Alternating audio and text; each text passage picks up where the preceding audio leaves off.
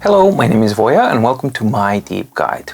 Well, in today's video, we are going to check out the Boox Tab X, the big muzzy. So this is the latest 13.3-inch iteration of the Max line of devices from Boox, but this time it's a tab, so it is powered by their GPU systems for improved refresh rates of the screen, speeds of the screen, and improved ghosting performance of the screen. So let's check it out and see what it's like.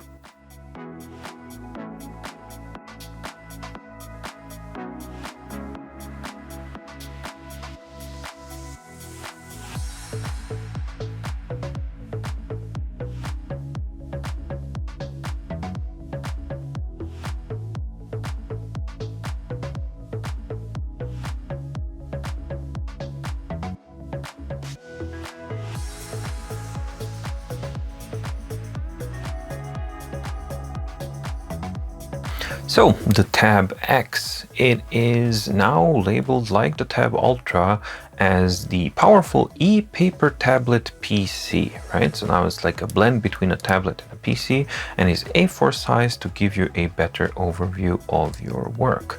Essentially, this is just Max in new pantaloons, and it even uses the same housing and everything like that. But this is like a powerhouse device that's intended for flexibility, integrating into your own existing platform. So not just a simple e-ink reader or an e-note taker, it is meant to be an e-paper tablet PC. Its availability is, it's available in different countries, and depending on where you're ordering it from, they are currently, the availability is different, but what you get in the package and in the price listed is actually the device, the nibs, and the protective case cover, which, by the way, is the old Max cover, because there's no dedicated cover for the Tab X yet. So if you're ordering from US or from China or Hong Kong, then the price of that packaging will be $880 US. And if you are ordering from a Boox Euro shop, then that price is actually going to be 950 euros. So very pricey. And here is the Boox Tab X, and the design and build quality will pretty much almost exactly the same like the previous generation Max devices. And people who used or own a Max device will see that the similarities are painfully obvious, as in it's the identical housing, identical color, all of the stuff is exactly the same. So we have the magnesium alloy bucket design on the back, we have a flush screen on the front, and there are definitely changes, but the overall design is just a Max design. So what are the changes and what are the things that have been updated in the Tab X versus the Max Lumi 2, Lumi 1, or Max 3? Well, there are a couple of them. First one is that Tab Ultra is actually thinner than the old Max devices. So that is something that is quite nice to see, and you do actually feel it when you are handling the device. The second thing that's most obvious is actually the absence of the physical button. And that's something that I do welcome, because there was no point to that button other than like a fingerprint reader for those who really want to share their biometrics online and think that's a good idea. Then yeah, you are going to miss that. But you do have the PIN code availability for the locking and unlocking of your device, so there is that option. But finally, that button is gone and it's no longer an obtrusion, so that's a nice thing to see. Other than that, we have the exact same layout, such as the power button and the indication LED on the top. Nothing on left or right side of the device, and the connections or the connection, the USB-C connection, is on the bottom, which is your data, USB-C, OTG, power, and also I think it can be used as the USB-C to 3.5 millimeter converter if you're using it, and a single microphone. On the back, we have a flush design here, legal mumbo jumbo, and 2 speakers at the bottom. And that's pretty much it. That's the entirety of the design here. On the bottom, we can see that it has a nice kind of almost carbon fiber-like design here, and a Boox logo, which is unobtrusive, so they're trying to make it look and appeal, I guess, more to the professionals out there. As far as the build quality goes, well, it's really nicely built. You can see that the attention to detail is quite nice, and that's something that we've come to expect from Boox devices, but it's not always true, because you could see actually on the Boox Ultra, Tab Ultra, we had a problem with the bucket design, but that's because they're using a new design and that didn't work. This is a tried and tested, very old design now. It's like 4 or 5 years old design, but it works, so yeah. If it works, I guess, don't change it or don't break it. Certainly true in this case. They have also made some more improvements, which is a very nice thing to see, and it has to do mainly with the screen panel and the surface of the screen. Many of you will remember, who watched my review of the Max Lumi 2, you will remember that I was not a fan of that device, mainly because of that screen surface, which was actually catastrophic. It was super reflective, and it was like uber fingerprint happy. Here I can touch as much as I want, and I'm gonna have some smudges here and there, and you can see, yes, there is reflectivity, but this lamp is a more representative of a regular light in a room. These are super high reflectivity or high intensity lights, but even so, you can actually see that the reflectivity and the fingerprint smudginess is actually much improved on the Tab X, and that is a very welcome thing to see. Now, one correction in my unboxing, I mentioned that this surface is plastic because it's flexible, and actually you can see that there is a certain degree of flexibility to the device, and not only that, but when you actually press on a single place, that's going to be very difficult to film, but maybe you can see that I am able to press in, which is not normally possible on an HD Carta glass screen, right? So this one is equipped with the Mobius screen, and that one is traditionally plastic, and that is true on this one as well. However, Tab X has a special, very thin glass layer on top of a plastic Mobius screen. So Mobius screen is plastic, but they have chosen to actually add a 0.5 millimeter thin layer of glass on top to improve image clarity, as opposed to the plastic, because plastics on top, while they offer nicer writing and things like that, but they do offer worse image quality. So they tried to kind of improve that on the Tab X, and I can tell you that the result is actually quite different, because it feels somewhat cold, but not as cold to the touch as a regular glass, and it has that flexibility thing, but it certainly is a much better surface and a much better overall situation as far as the comparison between Max Lumi 2 and the Tab X goes. Much better on the Tab X. As far as the specifications of the Tab X goes, well, it's a familiar affair, and it's a really powerful device. So it has a 13.3 HD Mobius flexible Carta 1250 screen with a glass cover lens. As I mentioned, that's the 0.5 millimeter glass cover lens that's there for image clarity. Resolution is 2200 by 1650, so 207 ppi. It has the Boox stylus touch, so Wacom layer, and capacitive touch capable. Has an quality Qualcomm octa-core CPU with 6 GB of RAM, 128 GB of storage, the fast one, UFS 2.1, non-expandable though, so it does not have an SD card reader, unlike the Tab Ultra, so that's kind of strange. And connectivity is standard, Bluetooth, and a dual front light that is independently adjustable.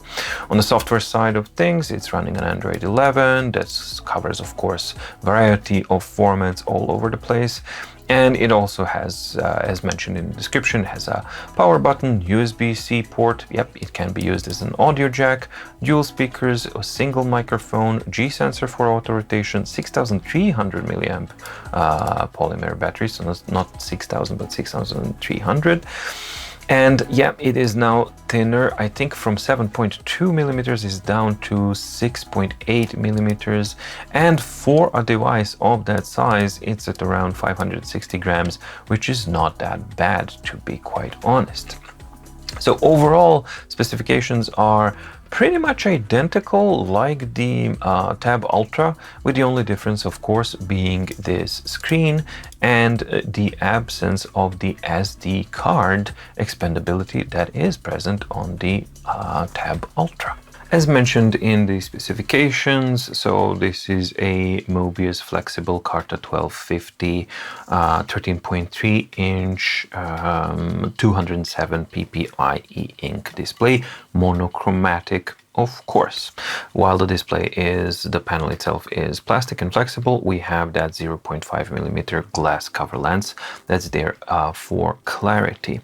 So first things first, I just want to cover that as a Tab device, it is equipped with their own dedicated GPU, which is there like on the Tab Ultra to speed things up and to improve clarity of ghosting and readability to basically unparalleled level that we've encountered on any other e-ink device before. So as such, it has multiple speed modes for the system in general, and you can see these icons here as HD, balanced, fast, ultra fast. You can see also that the icon is like a speedometer, so more to the right we get faster, right? But the trade-off is, of course, the quality and the amount of ghosting. So HD mode, as they say, good display effects suitable for general text reading. Balanced is with slightly heavier ghosting, suitable for thumbing through documents. Fast is with slight detail loss, so ghosting and detail loss on fast, suitable for browsing website. And ultra fast with heavy detail loss, so that means downscaling the resolution and all that kind of stuff, and suitable for playing videos, but then you have also increased ghosting as well. In my use case scenarios, balanced is the one that actually works rather well. Occasionally you're gonna have like ghosting pop through here and there, but you can just, after X amount of operations, it's going to do a full screen refresh and then it just works fine. If that's something that bothers you, then you can definitely use HD, which is also quite fast, not as fast as the balanced ones, but HD mode offers the biggest and the best clarity of the image itself. So this is something that you can actually notice immediately, because if you take a look at the, let's say, adjust the current app configuration, this is how text and icons look like in HD mode. But if I now switch it to balanced mode, you can see that we are definitely losing some details. It's not just the ghosting, we are losing some clarity as well in the images here. And then as we go to a fast mode, you will see that with the 207 ppi, these changes do become noticeable, especially on font. So it's something to kind of be aware of. And on the Tab Ultra, I didn't notice these differences quite so much between the HD, for example, and the balanced. But on the Tab X, I do notice them, because that 227 versus 207 ppi, normally not so noticeable, but in this case, it is noticeable. For example, it's a very, very distinct one here. You can actually check the more settings, how it looks like on balanced, and then when I switch it to HD, it just cleans it up quite a bit more. Go to here, just a little bit more messy. So when reading documents, and for example, when you're reading a rather large document like this, which is focused, first point of confusion for users is that when you're in a document, in a reader, the standard refresh settings are now gone, so we will address that in the reader capabilities, so don't worry about that. But the thing is that you have control over the refresh here, and if I switch to a speed mode, you can actually see how the text looks like. And in a dense document like this, which is difficult to read, it's quite unclean. However, if I switch to the normal mode, which is this icon here, you will see that it cleans up quite significantly. So it's not a small difference that we're talking about between this is the normal mode and I'm going to switch to a speed mode, and just take a look how different the text interpretation actually is. So this is something that's very significant for users to keep in mind, because if you're running in a speed mode or something like that, you might forget that you're in a speed mode and then see like, oh god, the display quality is terrible. No, it's not.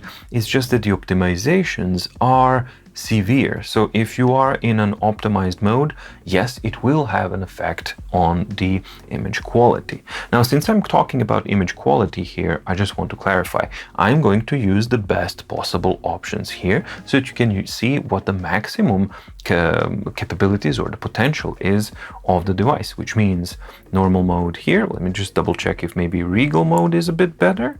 I haven't tested that, but I don't think so. It's just the refresh way. Yeah, the displaying is the same. Regal mode is just how it refreshes.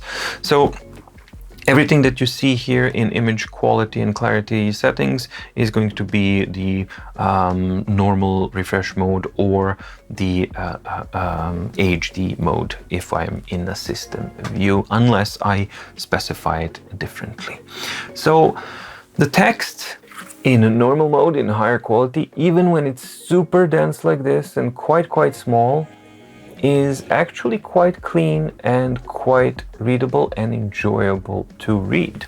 This is something that is very nice because you can, because of the size of the device and that 13.3-inch display, that means that you can comfortably read it from a distance, which is something that I really like on the Tab X. Now, if we go into a document that is much more graphics rich, so then we can actually see that the image quality is okay, but we have dithering. And you can adjust that by going to options and then to contrast and then turning dithering on, and then it cleans up all of the images very nicely. So once dithering is on, then the graphic rich content is going to be displayed in a much nicer way. If you would prefer to have like a super clean refresh, then you can switch to Regal, which is slower, but it's a much fuller type of a screen refresh, as you can see, because then we don't have any kind of remnants between different images, or at least it's minimized, right? But I'm going to switch to normal mode because that is the regular mode that I use. And you can see that, yeah, in the default here, this is the minimum contrast, and this is a fairly pale text. However, it's still quite readable, and the details, even despite the 207 ppi of a 13.3-inch display, are quite nice.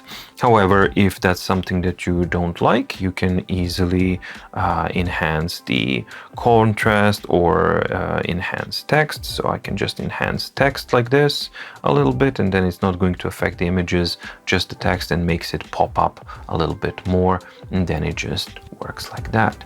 So there's plenty of controls, and we're going to go through some of them. That's one of the benefits of the Boox platform. But as you can see, the image clarity and the text clarity and just the overall usability is quite nice.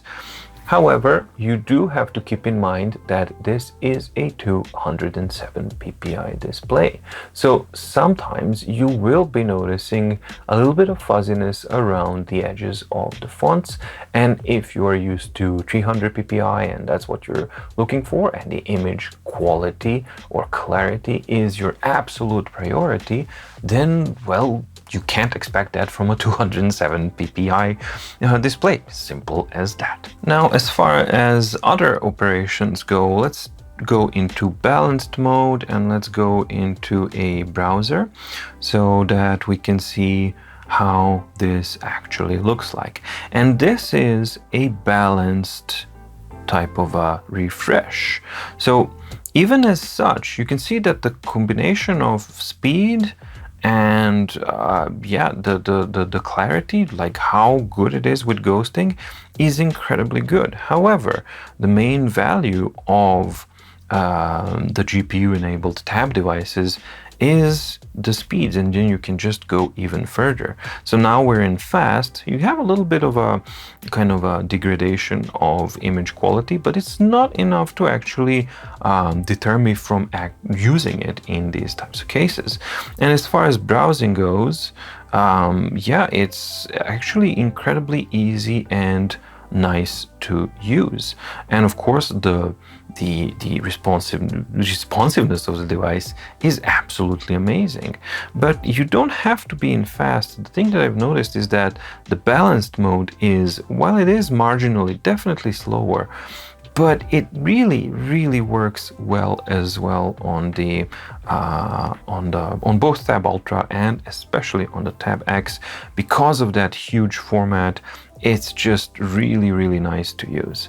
So let's try and find another thing, and I don't know, somebody blah blah.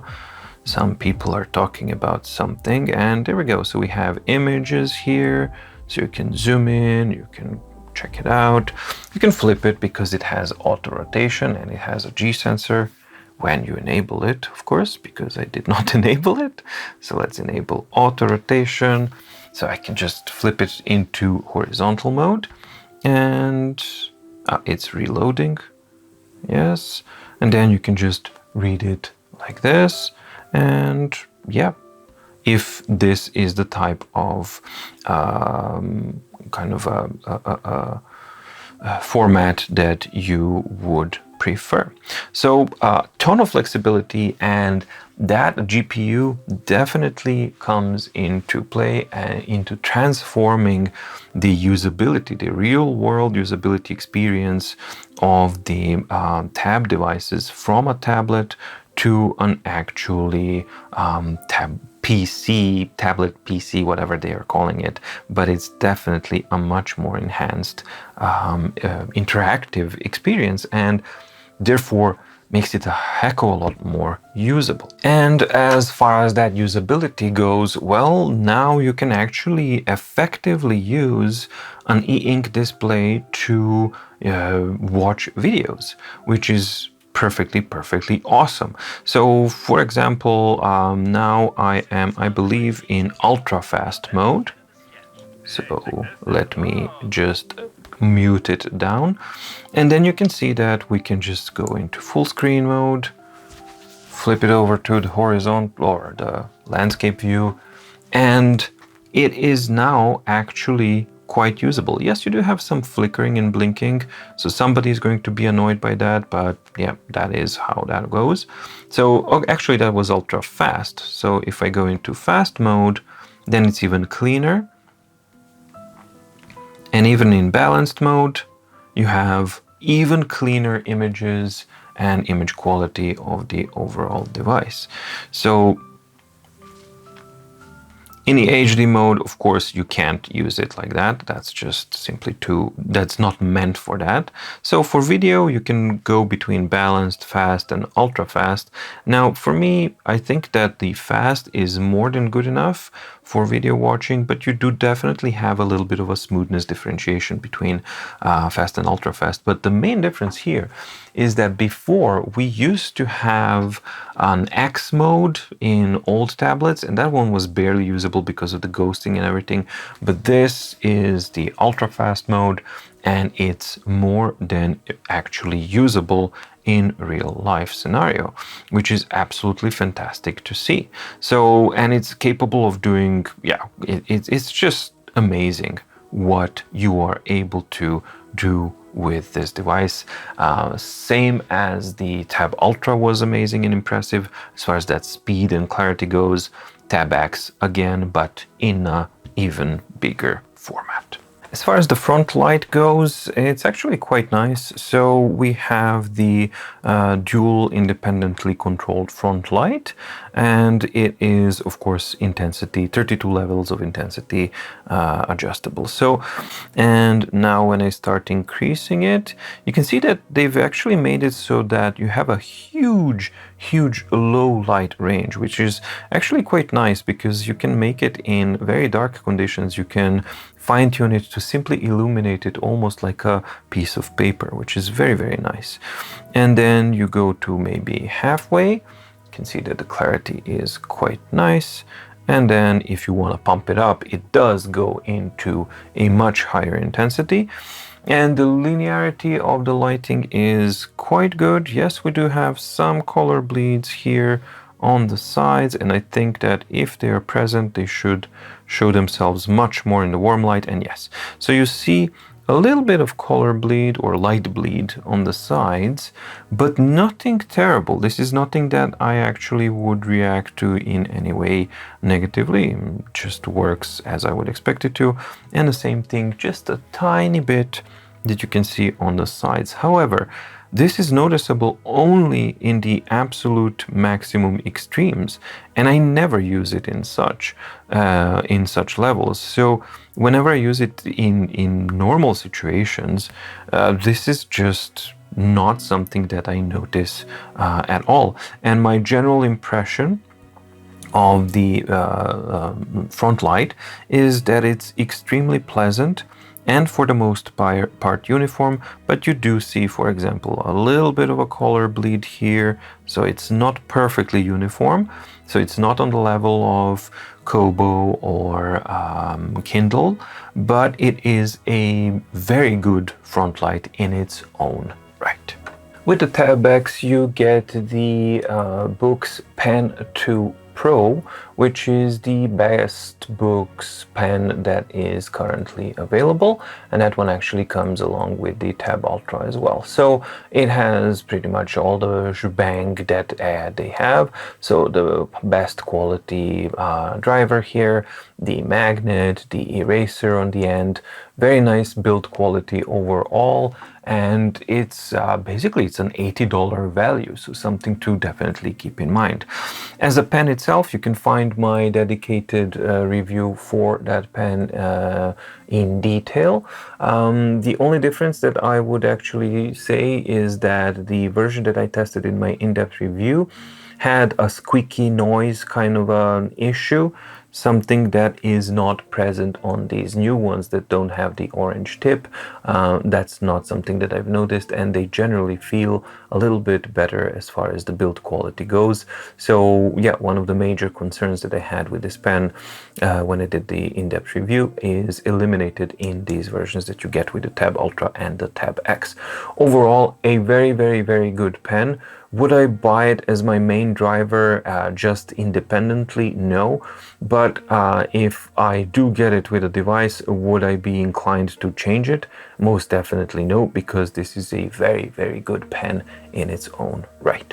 Battery performance on the Tab X is sort of like in line with the Tab Ultra. So that new GPU comes at a price, and even though this one has like a 6300 milliamp battery like the Tab Ultra did, its battery life in regular things that you're going to be doing on this device, sort of like reading and writing, it doesn't mean that you're going to get double the battery life of, let's say, Note Air 2. On the contrary, actually you get half and in some cases less than half of battery life because of that GPU that's really power hungry. So the results are, my standard testing is on Boox devices. I put the reader into a certain set of conditions, such as Frontlight at 50%, 25%, or turned off. Wi-Fi is always on, and they leave the auto page turning pages for 3 or 6 hours or something like that to get a very accurate average here. So with the Frontlight at 50% and Wi-Fi turned on, Tab X in reading was actually scoring at around 6% or spending at around 6% of battery life per hour, which would average at around 16.67 hours per charge. Then if you lower the Frontlight to 25%, that figure would jump to 18.18 hours per charge. And if you turn the Frontlight all the way off, and this, remember, this is just like flipping pages and reading out of a device that has a 6,300 milliamp battery, it would still spend 4.5% of battery life per hour, which means that it would manage to squeeze out 22.22 hours per charge of reading time. Now, well, that's not bad. That is nowhere near what the equivalent devices from Boox actually achieve, which is with the Frontlight off, often over 100 hours with half of a battery. So that GPU is really hitting the battery life hard on the Tab devices. This is an area where it would be really useful to actually have and see a development that you have an option to bypass that chip and decide to have slower performance, a worse ghosting, but infinitely more of battery life if that's what you want and if that's something that you might need. Now the writing was pretty much exactly the same with the Frontlight on or off, which is nothing unusual. That is normal for devices of this type, and it was spending around 8% of battery life per hour, which averages around 12.5 hours of continuous writing per charge, which is not a bad performance at all because it takes you through a bad, horribly stuffed in day where you write for 12 hours and this guy still has juice left. So battery life, while not in line of what we've come to expect from other Boox devices, so when you compare them to those things, then it's much lower, but on its own, it's not bad battery life, but it's not something that's exceptional. It's just good. One of the most powerful features of the Boox platform is its built-in Neo reader, which offers incredibly flexibility and functionality pretty much out there. But if that doesn't actually suit you, this is an Android 11 Google Play unlocked device. So that means that you can download any reader that you might want that actually does if a Neo Reader doesn't do what you want it to do. For me, a Neo Reader covers all of my own personal needs, and yeah, it's just really quick. It does things really well. The main negative thing that I'm going to mention for the Tab platform is the refresh inconsistency that I've talked about. So basically you have one style of icons and names in the system view, but when you actually go to the refresh to the app here, then it tells you, hey, use the app's refresh and the app refresh icons or naming, but there's no naming here, but the icons don't correspond to what you're used to in the system, which is incredibly confusing and just a horrible inconsistency in the UI. So something that's not that good and something that's been introduced and forced upon, I guess from version 3.2 or something like that. It's just not that good. But the tip here is basically, if you want, this is your normal refresh, this is Regal refresh, and this chicken here is the speed refresh. So in speed refresh, the refresh is incredibly fast. So the device is really very, this is a small document. So let's find a bigger one so that I can flip through a lot of pages. So let's go into Boox And you can see that the overall navigation of the device is just really, really good. So yeah, here's a bigger document, and then flipping through pages is really, really, really fast, like incredibly fast. And you can see that the clarity is just amazing. So for anybody who knows how e-ink devices are supposed to perform, this is ridiculous. This level of speed is insane. And what I am in speed mode here, right? So that's the speed mode. It does have some ghosting, and it does a little bit of the image quality degradation, because you will lose some clarity of the fonts. So that's something to definitely keep in mind, but you gain tremendous amount of speed. In the normal mode, you lose that some of that speed, so the device is more than capable of just going through all of these pages at the same time, but the refresh of the screen is slower. However, it is maximum quality that you can get, maximum clarity that you can get out of the device. So it's completely up to you what it is that you want actually and how you want to use it. So just the main tip is that you can go to the mid section here, go into the refresh, and basically you'll be switching between normal and speed mode depending on what your needs are. Other than that, it has excellent formatting abilities, so I can just fit to width if I want, and then I can just flip it to this side, and then I can just use the next page progression to progress through different through the page itself. And well, this is not the best example of a document. Let's go into a different document. I think if I just go home and I go for this one, yeah.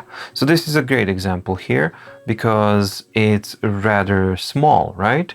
Well, then you can just go into format, fit to width, and there we go. And then you just read through it in an amazing level of detail and clarity here, which is really, really lovely to see. So that screen real estate is just amazing, and combined with the flexibility of the auto rotation and all of the options of the formatting capabilities, because you have so many options here to choose from. You can even reflow your PDF documents. You can do OCR recognition for the documents that are not text but they're just scanned text. You can OCR them. There's a limitation of how many you can do per day for free. I think maybe 50 per day, or 50 pages per day or something like that. Yeah, you can do pinch to zoom, and it's really, really responsive in a very, very nice way.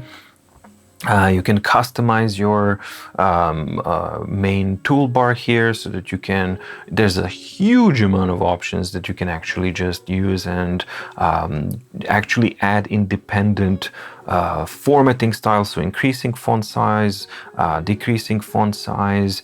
You can have access to formatting. Really, really just a huge array of options to choose from.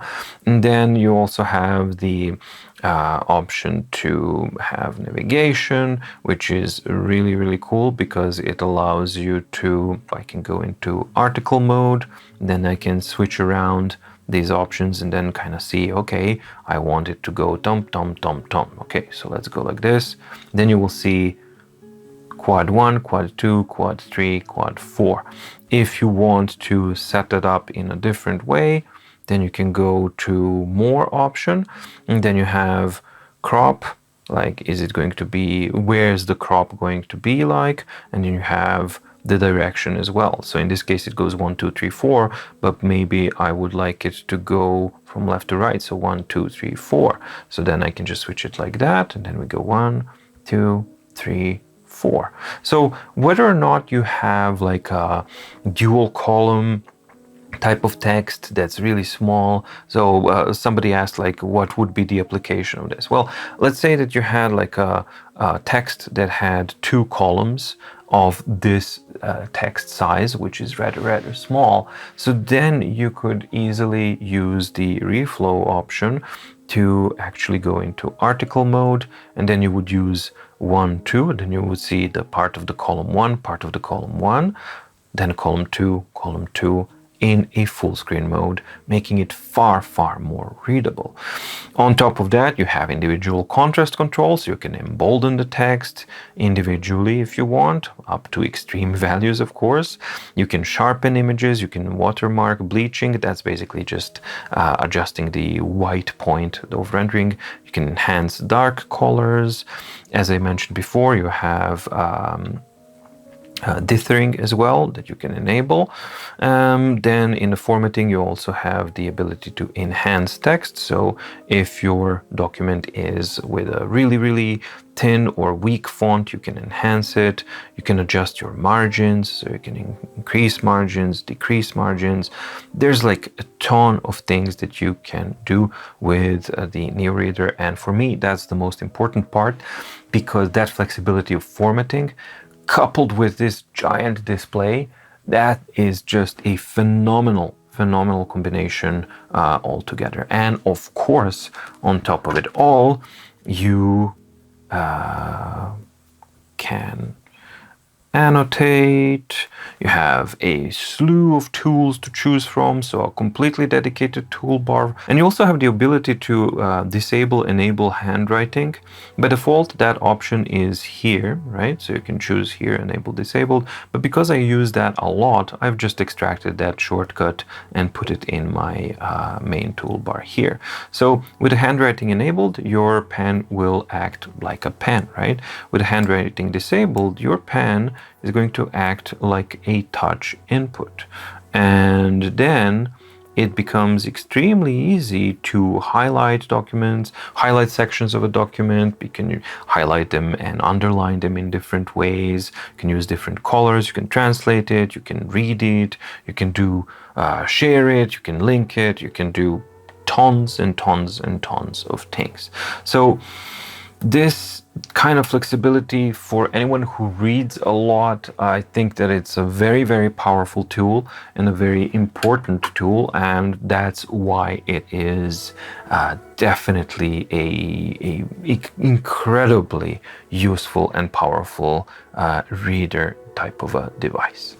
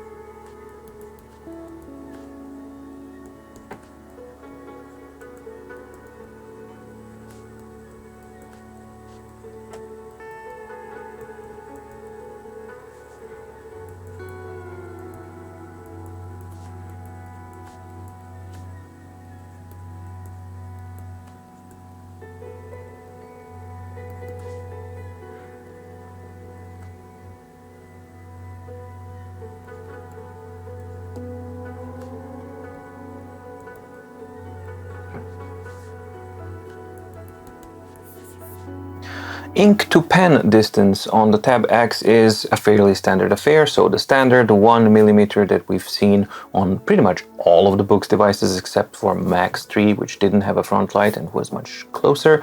As long as you have a Frontlight, you're going to have that almost 1 millimeter distance between the surface of the screen, or ink to pen distance, and the story is the same on the Tab X as well. Screen resistance was actually quite an interesting surprise yet again, and I'm just so happy that it developed this test, and it's proving to be a very, very valuable test to have. So it's most definitely something I'm going to be investing in to improve it further and to kind of tighten it down and to make sure that it's like really, really good. But even as it is, it's giving out really, really interesting and insightful data, because Tab X is actually quite a lot rougher and more paper-like than the Tab Ultra. So if you can see in the chart here, the Tab Ultra is at 18.54% of a sheet of paper surface resistance, where Tab X is actually at 57.62%. 92% of the surface resistance. And I've repeated the tests many times, and it just keeps on giving me those results. So obviously the surfaces involved between the Tab Ultra and the Tab X are vastly different. And I wouldn't personally characterize that the Tab X has a paper-like screen surface. It certainly doesn't when you compare it like to Remarkable One, for example, or something like that, even though in this test it offers a little bit more resistance. But that's not necessarily the indication of how paper-like it is. It's just how much resistance you are getting from a surface of the device itself.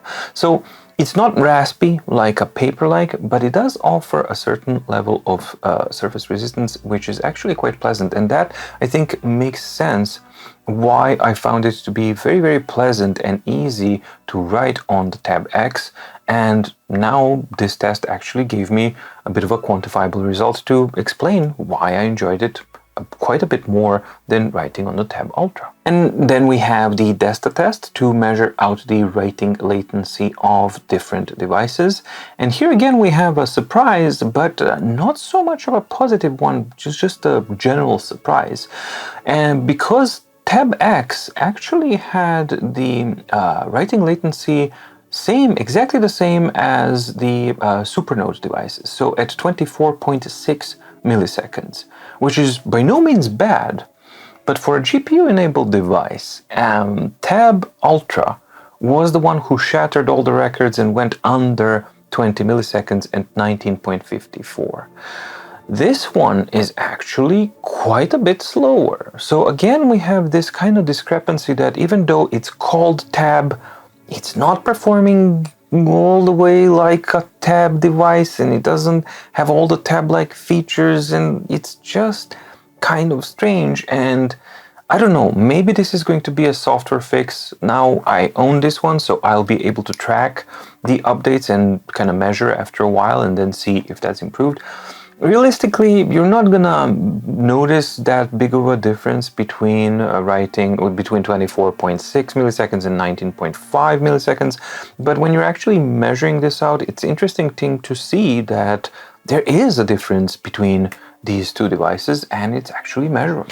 Now, as far as the notepad functionality goes, it's actually really good, and again has tons and tons of options.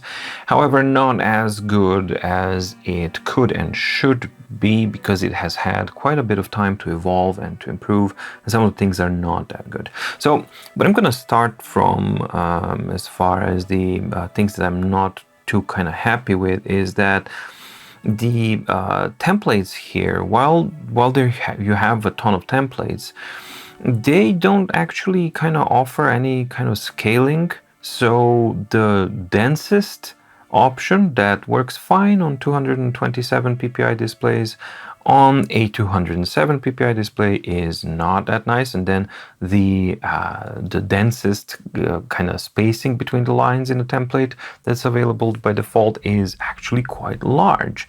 So these are things that are easily addressable, and this is something that has been present for a very long time on the Boox platform, and I think that it needs to be addressed. So this one should have you need like a denser type of template that will work equally well on a 13.3 inch screen as well, which is not the case at the moment. As far as tools go, you have tons of brushes, you have tons of colors to actually choose from. Now, these colors will not show on a monochromatic display, of course, but if you are casting images of what you're doing, then you will see that content being cast in color. So that's something that's definitely useful if you can get the image casting to work, that is. However, we have the line width here, so let's go to something a bit higher so that we can test out the pressure sensitivity. So pressure sensitivity is quite nice. So this will work. Yeah, so that's a nice ink pen here. Then we have a paint pen, which is all very similar, but it can go into a much thicker options here. So as the thickest, it can get to be really thick. Then we have the non-pressure sensitive ballpoint pen, right? So this is your non-pressure sensitive pen, which is also quite nice. Then we have a graphite pen, which is actually quite interesting because it is tilt responsive. So finally they've added the responsiveness to tilt, but the pressure sensitivity is not there. Or if it is dreadfully implemented because everything is just black. So yeah, you could be able to maybe use this at lower levels. Let's see, yeah. But it's just too strong. So if I am barely touching and it's leaving a completely black mark, what am I supposed to do? How do I get this kind of gradual gray, but in a wider shading thing? So the programming here is not that good because they are kind of linking the intensity with the width, and they just need to kind of get that a bit better. And then of course you have a highlighter as well, which draws on top of everything so that you can even do it as coloration as well, if that's something that you want to do. Then you have layering options. You can name your layers, you can reorder layers, you can lock layers, and do all sorts of things. You have canvas control, which I actually didn't even add to here. It is maybe useful for some, but the implementation of canvas control on a Boox notebook is so confusing that it's borderline dysfunctional, so I don't recommend anyone to use it. And another thing would be that you should definitely keep in mind that while you do have the auto rotation thing, it will not rotate. It's not easy to use. It's weird. So that's the canvas thing that I was talking about. So there are options that could work, but currently the way that it's implemented and the way that this whole thing works is just really strange.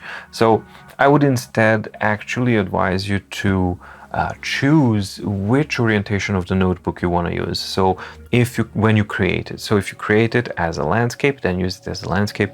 If you create it as a portrait, keep using it as a portrait. Don't imagine that you can just flip and switch, even though technically you can. The user experience is not going to be that good. So we have a ton of eraser options, well, not a ton, but the normal eraser options, such as mobile eraser, stroke, lasso, erase current layer, erase all layers. The eraser, of course, works, and it can be configured to be a stroke eraser or something else. I prefer it as a stroke eraser, so then it works like that. But if I choose to be a mobile eraser, then it's going to use, it's going to work in that way. But I do like to use it as a stroke eraser. Then you have your lasso tool, which works normally, even though it's still quite slow. In the selection mode, and here you can add tags, you can mirror selection horizontally, vertically on the redo changes, you can change the color of it, you can cut it, you can paste it, you can you can trash it, of course, and then you can also make a selection of the entire page in that whole thing. So that's something to kind of keep in mind. Then you can add pages, share, undo, redo, zoom select, and you have a ton more options that you can find here. And here's the canvas control. You can insert shapes, you can insert text, you can insert other objects such as links to other documents, links to other pages within the same document, but it really doesn't work good. You can check my update, Boox update 3.3.2, I think, and then you'll see why.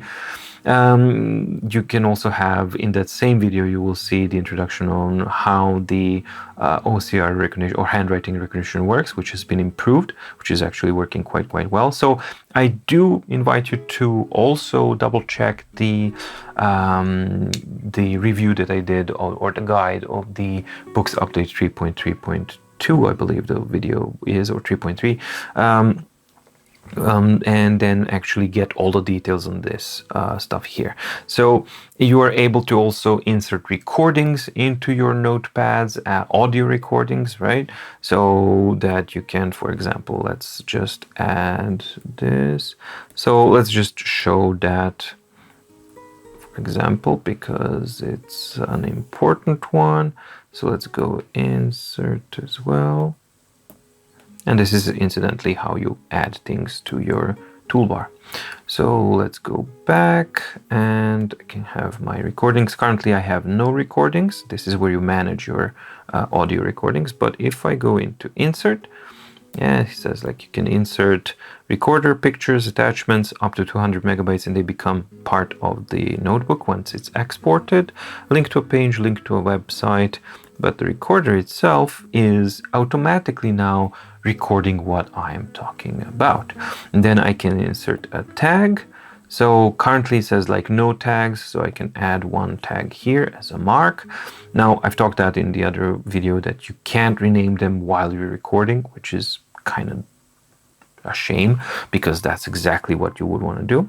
But once you're done, you can just hit stop. And now this recorder, whoops, daisy, not like that.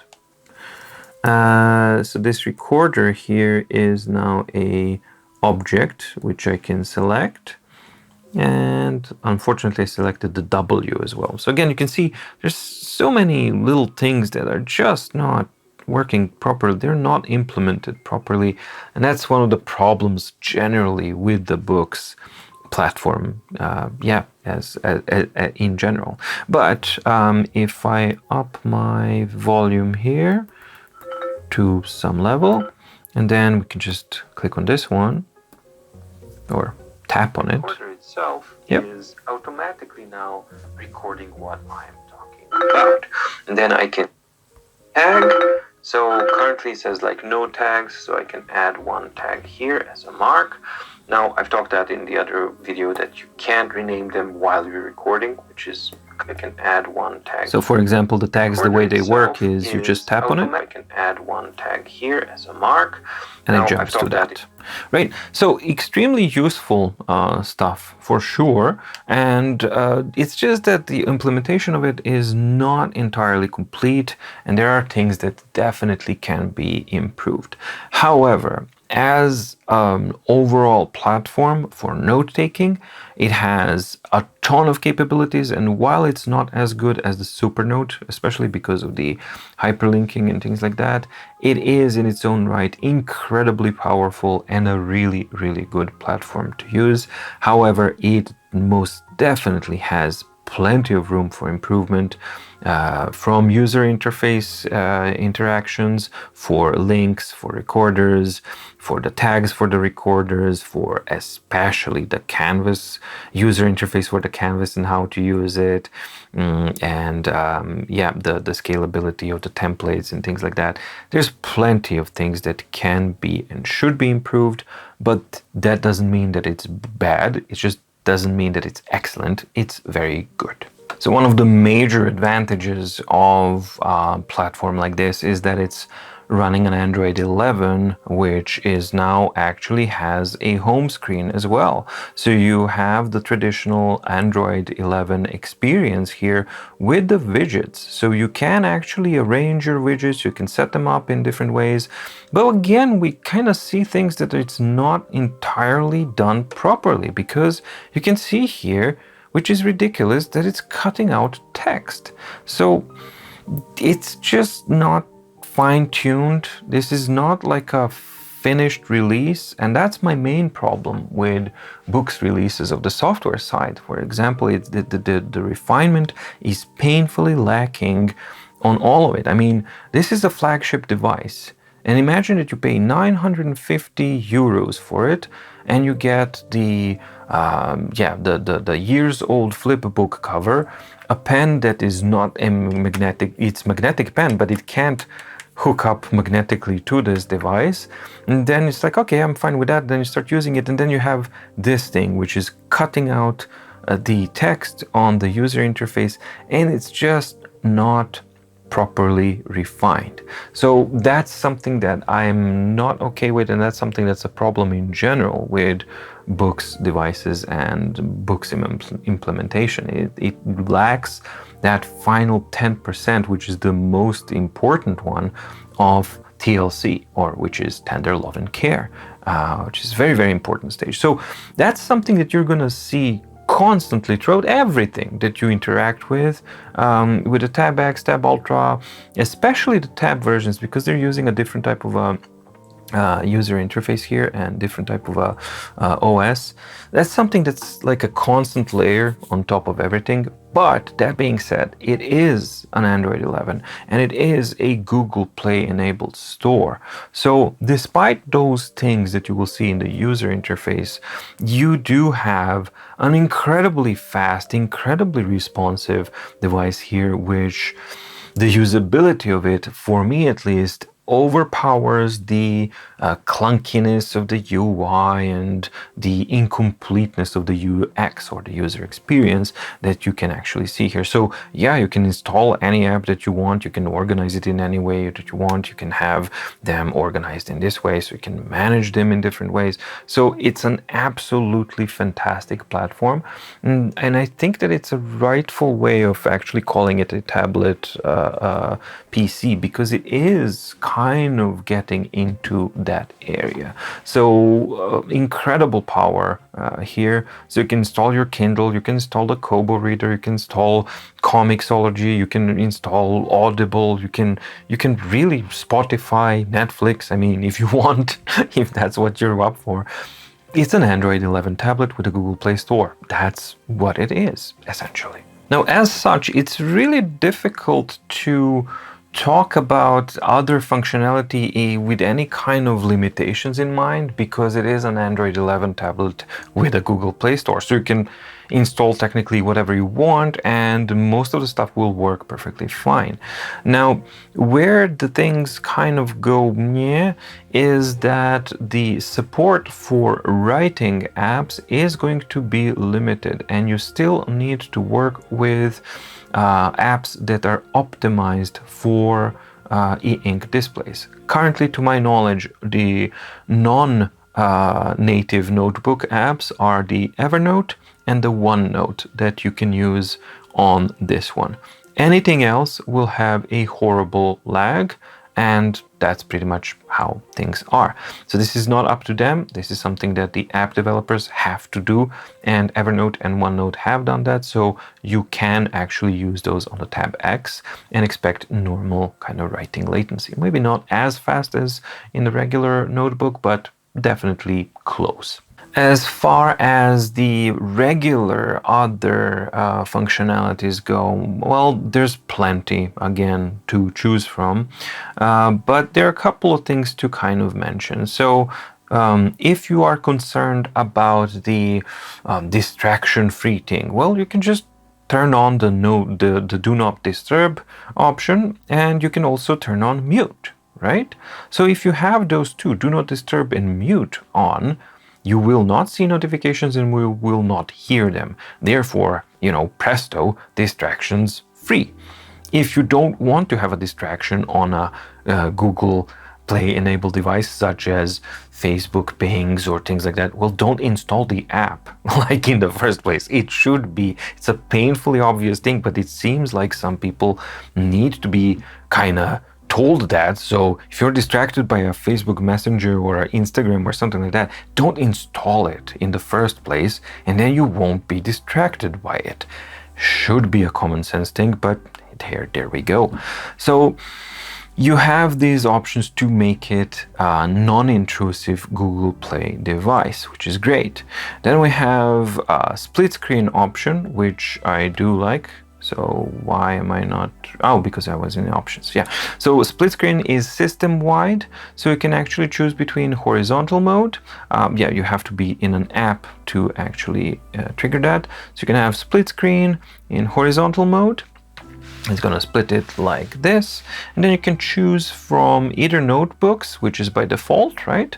Or any of the other installed apps that support split screen functionality. So in this case, I could use my Google Drive or Play Store or my YouTube. So here I can be in Play Store in one end, and on this one I can continue kind of reading my document and doing my thing. And again, here the flexibility of the formatting is really, really cool, because then I can just kind of make it a bit bigger and then it works. However, if this orientation doesn't work for you, then you can swap sides, or you can exit split screen the other way around. And now we can also use split screen in vertical mode, right? So now it's gonna cut it this way, which is really, really useful as well, especially if you are just reading something here, and then you can use that formatting ability here, and then you can write on a notebook or read a different document, or yeah, just browse in the other one or something like that. So the split screen functionality is definitely really, really useful. Another option that it has is you can take a screenshot. Great, because you can then share that as an image, or you can use it as a you can take a screenshot of I don't know, a graphics that you like, and you use that as a screensaver or something like that. You have screen recording option, which records screen and the sound as well, which is very, very nice. And you also have somewhere in there, yeah, I'm blind, it's there, screencast. So you can do screencast, which is Miracast. But as any other Miracast issues, and I do encounter that quite a bit with Boox devices, is that even if I can get it to work, which is extremely difficult, so more often than not, I'm not able to make a connection with Tab Ultra, Tab X. It's almost impossible to establish that connection. So I'm not relying on that. I'm instead going to rely on another third-party app store, which is easily obtained through Google Play. You can also use it as a monitor by using an external 3D third-party app, such as Space Desk, or I use the Super Monitor or Super Screen. I think it's Super Monitor. And I'm not going to show that now, because I want to make it a dedicated video where I test that feature completely and kind of measure things out and show you how it works properly. But because we don't have a wired HDMI, we also just have the USB-C. So as a part of that video, I'm going to be testing out the ability, can you actually hook it up with a USB-C and use it as a monitor? And how it works and how the performance is by using a Super Screen app, for example. But definitely you can use it as a monitor as well by using a different app. One word of caution, please do not put your device simultaneously into a state of rapid discharge and rapid charge. What does that mean? Well, that means that if you're using a device as a screen, you're putting it into a state of rapid discharge, which is putting a strain on a battery. The battery is able to handle that, and that's fine. However, if you then add on the other end a state of rapid charge while it's rapidly discharging, that is going to put an additional strain on the battery even further, which will cause it to overheat over time, and it's going to lower its lifespan. And in that kind of situation, it is difficult for the battery management to actually understand and to comprehend what it needs to do and how much to charge, how much to discharge. A smart battery management system will monitor the battery temperature as well, so that it doesn't do the rapid charging if the battery is not in an optimal state. I do not know if this device has that. Preferably what you should do is not have it plugged into any type of charge while using it as an external screen, because it's not meant to be that.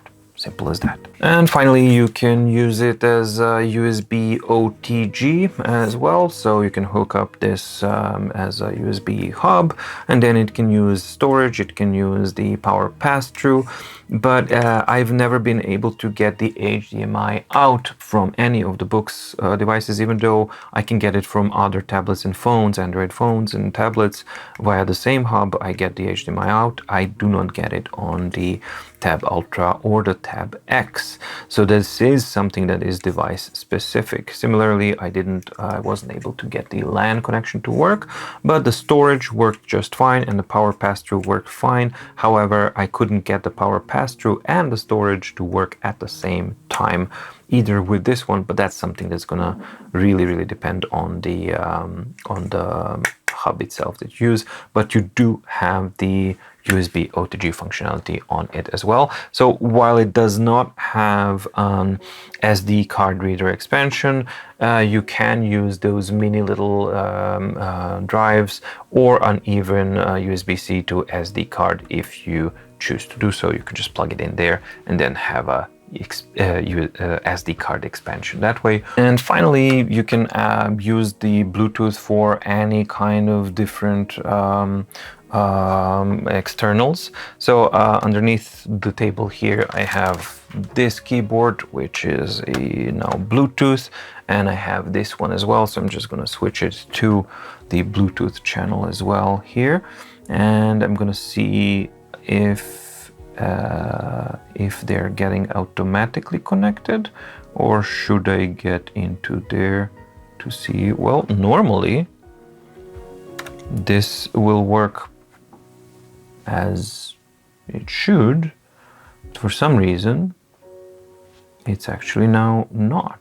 So this is the first time I'm experiencing this. So let's see what's going on. Why do I not see a list? I can see that it has actually hooked up a keyboard, but when I went to home, this is what I got. So the home screen is definitely not working. And well, does that mean that okay, so I can show what I wanted to show, but I'm also able to show that the instability and the problems of the operating system currently on the Tab X. But you can see that I have successfully hooked up my keyboard and actually a mouse. So I can just use it here to navigate all over the place, but simultaneously the home screen of the Tab Ultra or the Tab X here has crashed, which is really bad. And additionally, this is another thing that I wanted to mention, that's a problem with the Tab X and the Tab Ultra as well, which is completely ridiculous, and I don't understand how can it possibly be there, is that the physical keyboard setup doesn't have a language menu. You cannot choose a different region, even though you were able to do that on all of the devices prior to the Tab generation of devices. And that's not the only problem. There's also a problem that if you go to where are we? That would be power, maybe? No. Screensaver? Autosleep, yes. So in autosleep, there's no option to turn off autosleep. And why would you want to turn off autosleep? Well, because the device actually falls to sleep while playing a video or performing a benchmark or synchronizing with cloud or things like that, which is most definitely a problem. It wouldn't be a problem if it worked correctly, right? That the device doesn't go to sleep if it's active, or if I could set it to never while it's performing an operation, then put it back into normal. But you don't. You have worst of both worlds, neither never, and the device doesn't recognize that it's actually working. And an additional also problem with the Tab Ultra platform is that you no longer have anti-aliasing of the lines in the notebooks. That option is simply gone. So quite a lot of strange things and oddities happening here. So I'm glad that this happened now. This is the first time that it happened, like a big crash like this. I'm pretty sure that it's going to be fine when I restart it, but it's important to cover these things so you can see that actually the home screen crashed. Here it's not the system itself, it's actually the Android is working fine, but the Boox portion of it has crashed and it's not working. But the Boox portion of it has actually crashed and it's not working properly. But back on topic, you can hook up via Bluetooth a mouse and a keyboard, and then this actually starts to become a tablet PC as it actually is being advertised as. So we come to the conclusion of the Boox Tab X. And as usual, let's start with the cons. Well, the first con for me would be the case design, which is several years old. I think at this point around 4 years old. It's dated, it's elderly design that doesn't have support for magnetic pens, it doesn't have support for magnetic cases or anything like that. Inexplicably, no keyboard flipbook cover available for the Tab X, while you had one specially designed for the Tab Ultra, and no possibility for that because it doesn't have the little ports to actually dock it into the whole thing.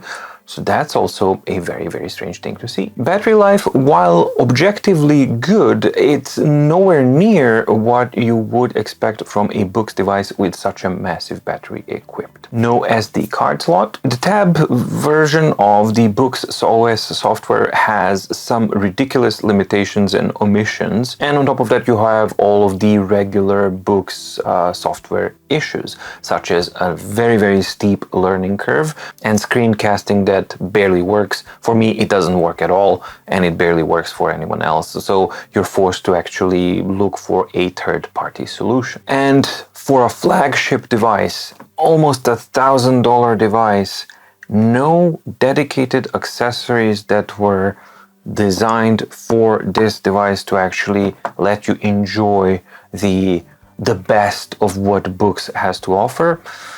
Yeah, Tab X has no supporting accessory line for it, and it doesn't actually, it doesn't represent the best that Boox has to offer, bizarrely. And now on to the pros of the Boox Tab X. Well, that thinner housing makes it a very, very nice device to use. It's nicely balanced and it actually does matter. It's a small difference, but it really does matter on, especially on a device of this size. The screen reflectivity and qualities of the screen surface are miles improved from what we had on Max Lumi 2, and the clarity of the image as well is also a lot better. Excellent writing performance, excellent screen performance, excellent ghosting performance. While not paper-like, the writing experience is really comfortable and really pleasant. Overall, it's a very powerful device that's easily capable to execute majority of tasks